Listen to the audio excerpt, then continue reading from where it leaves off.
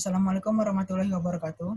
Perkenalkan, nama saya Ahmad Utanaka sebagai salah satu dosen pengampu dalam mata kuliah pengetahuan gempa untuk kelas transportasi. Untuk mata kuliah pengetahuan gempa akan diisi oleh saya dan Pak Halwan. Saya akan mengisi mulai dari minggu 1 hingga UTS, dan Pak Halwan akan melanjutkan mulai dari minggu 8 hingga UAS.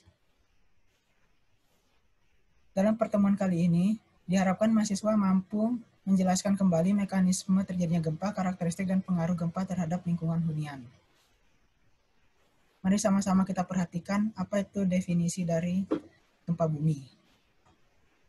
Menurut US Geological Survey, gempa bumi terjadi ketika dua lempeng bumi secara tiba-tiba mengalami slip atau tergelincir satu sama lain. Menurut El Nasal dan Sarno, gempa bumi ditunjukkan sebagai getaran tanah dikarenakan adanya pelepasan energi secara tiba-tiba pada kerak bumi.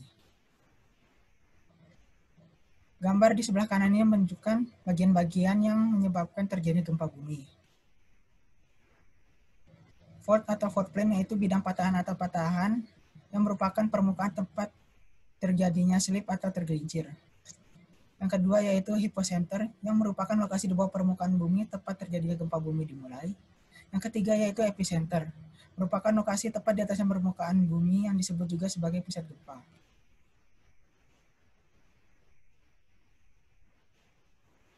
Alat untuk mengukur getaran yang diakibatkan gelombang seismik yang menyebabkan gempa bumi disebut seismometer.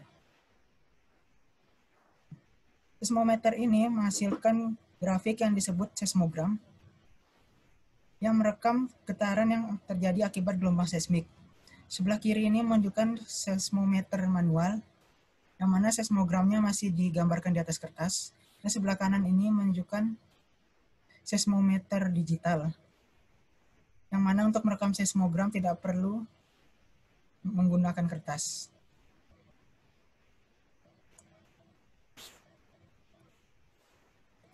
Gambar sebelah kiri ini menunjukkan efek yang diakibatkan oleh gempa bumi, yaitu hancurnya bangunan tempat tinggal yang menyebabkan terjadinya kerugian ekonomi dan juga kerugian nyawa. Gempa bumi tidak dapat dicegah ataupun diprediksi secara akurat.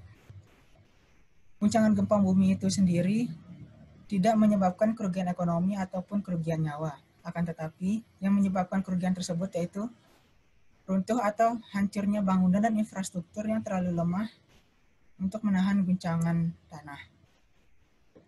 Sehingga dibutuhkanlah suatu keilmuan disebut juga dengan teknik gempa.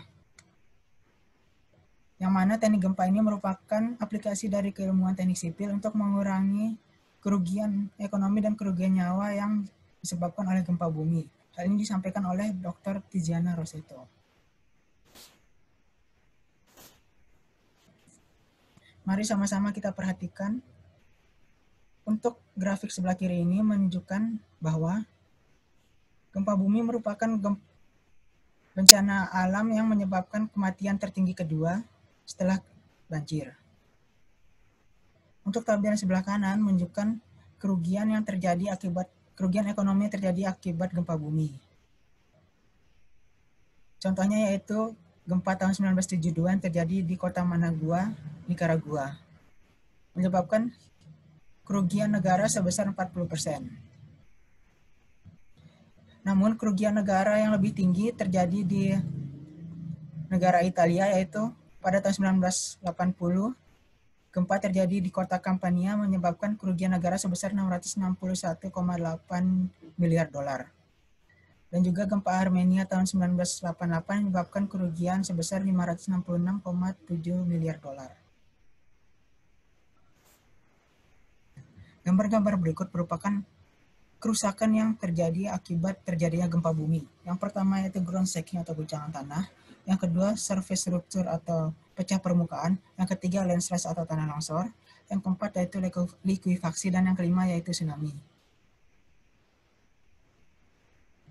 Di mana likuifaksi dan tsunami ini baru saja terjadi di Indonesia, yaitu gempa Palu pada tahun 2018. Jadi, mengapa bumi berguncang saat ada gempa bumi?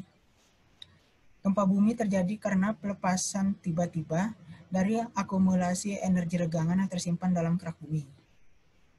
Saat tumbukan atau patahan mengalami pergerakan dalam kerak bumi, maka terjadi energi regangan, sehingga energi regangan tersebut terakumulasi yang disimpan dalam kerak bumi.